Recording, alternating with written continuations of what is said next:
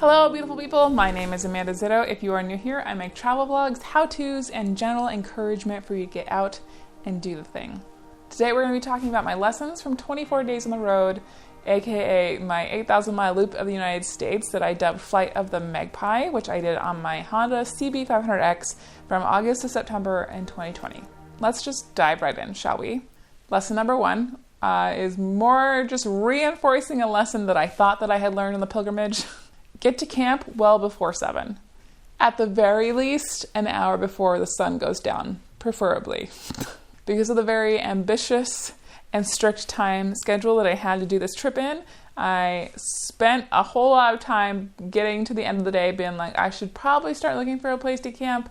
Oh, but there's still daylight. I should make miles. As a result of prioritizing miles, I only ended up at my location before sunset like a handful of times. And I'm pretty sure I only set up my tent without having to use my headlamp once. To be clear, I am not lamenting how many miles I had to do or how long I had to do it in. I picked those miles myself, fully well knowing how much time I had to do it in. I did it on purpose, so... What I am saying is that I'm still learning that it is okay to sacrifice that last 100 miles that I could probably do before the sun sets and just stop and set up my camp in the daylight. It'll save me headlamp batteries. Also, I would be able to eat in the daylight, which is always pleasant. It's good for my mental health. It's also good for the YouTubes because then I could actually, document it with light. Such a novel idea, you guys. Lesson number 2. Finding campsites in the Midwest on the East Coast during a pandemic when seemingly everybody and their grandmother have, suddenly discovered how wonderful it is to be outdoors. It makes it kind of impossible to find camping unless you get way off the beaten path.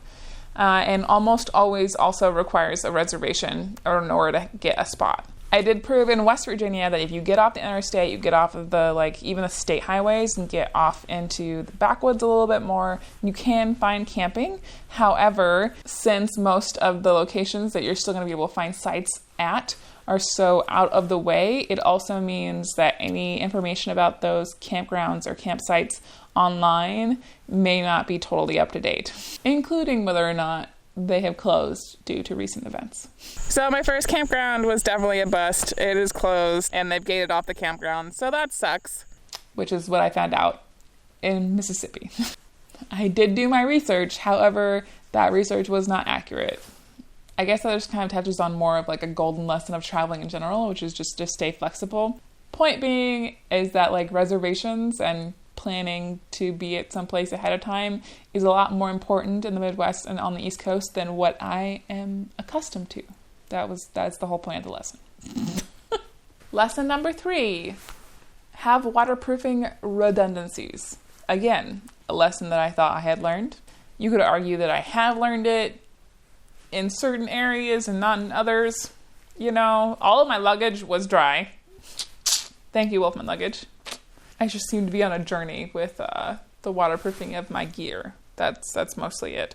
Even just having a little poncho like this, packs down really small, just in case you have a gear failure. Even if you have all the faith in the gear that you are wearing, just having a little emergency poncho isn't going to hurt you any. And, it means that you don't have to go the extra 40 miles before being able to stop at a store to get rain gear to throw over your gear failure. Did that make any sense? I don't know. Let's move on. So number 4, always stake out your rain fly. Wait, let me amend that a little bit. If the weather is such that you feel the need to throw the rain fly on your tent, always stake it out so that it can do its job properly. Always staking out your rain fly when it is on the tent means that you are getting the best ventilation that your tent can offer, and also that it can do its job at peak performance, aka anything that you put in your vestibules will actually stay dry the way that it's supposed to. And also it keeps the rain fly from kind of hanging on the mesh of your tent, which keeps the moisture from building up on the mesh of your tent, which is what causes those mini rainstorms in your tent in the morning when you're moving around and the tent's moving. But the point of the space between your rain fly and the mesh is that the moisture buildup will be on the rain fly and not the mesh. blah, blah, blah, blah, blah, blah. Always take out your rain fly if you're going to put it on, you know? There's no point in doing a job half-assed. Cool. Lesson number 5, having more than a headlamp for lighting options at camp was awesome. For this trip, I brought along some BioLite string lights, which I will link down below if I can find them. I know they've been discontinued on REI, so if I can find them, I'll link them down below or something similar to it, so that I can hang it up in my tent. And the light produced by those string lights was so much better than trying to hang up my headlamp in the tent. And also, since they were USB powered, I could just plug them into a battery pack, not worry about killing the battery in my headlamp, since my headlamp is also like my emergency light. It was just awesome all around. It will definitely be a thing that I continue to take on trips because like that was legitimately an improvement. Number 6, waterproof phone cover. Period. When I had my old phone, I had a LifeProof case on it, so it was totally waterproof, so I didn't have to like take my phone out of the phone holder when it started to rain, and I didn't realize how much I would miss that then when I did this trip and I couldn't get a LifeProof case for my current phone. So anytime it sprinkled, I would have to take my phone off of the holder and tuck it in my jacket or tuck it in my tank bag, and just, it was dumb. Needless to say, when I got back, I did a lot of sleuthing on the internet, finally found a water-resistant phone case, something that was like waterproof enough that like some raindrops isn't going to get into my phone and ruin it. However, it cannot be like dumped in a river or anything like that. Just, yes, waterproof phone cases. Lesson number 7, which is very specific to being a creator, but do not underestimate the power of a good zoom lens. I mentioned in the live stream when I got back that like the number one thing that I wish that I'd taken on the trip that I didn't have was a telephoto lens. I think I will amend that now and say that the thing that I really wish that I had was a good zoom lens. Part of the reason I did not have a zoom lens on this trip is because my trusty, like, everyday bread and butter lens, like my 28 to 70 that I had before, I broke at Rocky Mountain Roll literally a week before the trip. The lenses I did end up taking was a prime 50mm for a full frame lens, and then the crop sensor lens 18 to 50 for the A5100. I missed having the zoom lens in general because they're just so versatile and dang handy when you're traveling.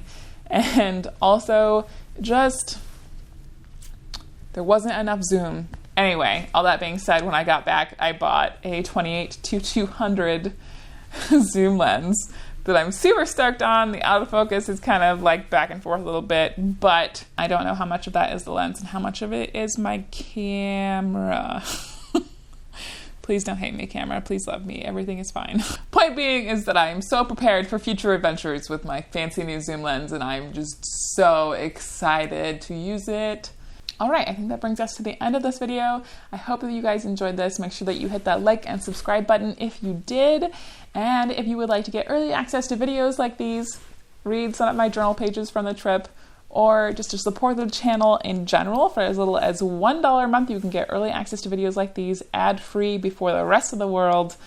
If that's not up your alley, that is totally okay. I also have t-shirts, stickers, prints, all the good things with my motorcycle art on them in my Redbubble shop. If you would like to get something hand-packaged by me, that is what my Etsy shop is for. I have little motorcycle prints in there, keychains, stickers, all the good things. Links to all those things are down in the description. If you cannot support me monetarily right now, that is absolutely okay.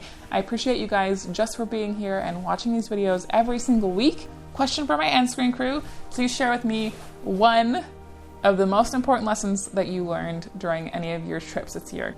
Or if you did not travel at all this year, tell me one big lesson from your travels in 2019. All right, guys.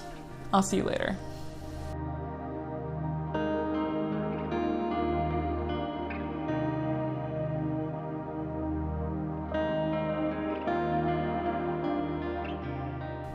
Still not feeling super great, but I'm here. I'm doing the thing. We're in the garage even. Not gonna lie, Jonathan did help clean up the garage because I wasn't moving super quick. I also have a heated jacket that helps. That way I don't have to have the big heater on. You guys don't have to listen to the big heater fan, all those things. Instead I have a nice toasty jacket. So all of you keyboard warriors who are about to say, well, maybe you would have enjoyed the trip more if you had had more time, can just shove it. I understand you're well-meaning.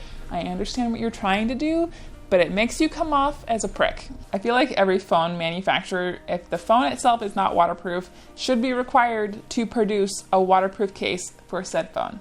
I will still probably be taking like at least 2 lenses on every upcoming trip. A, because taking the A5100 is a super easy vlogging camera when I don't want to get out the big camera. And B, just having the versatility of a couple different lenses and how they behave is good. It's good to have variation in your footage, you know?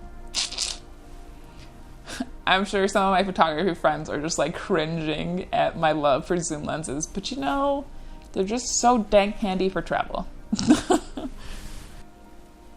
Whew.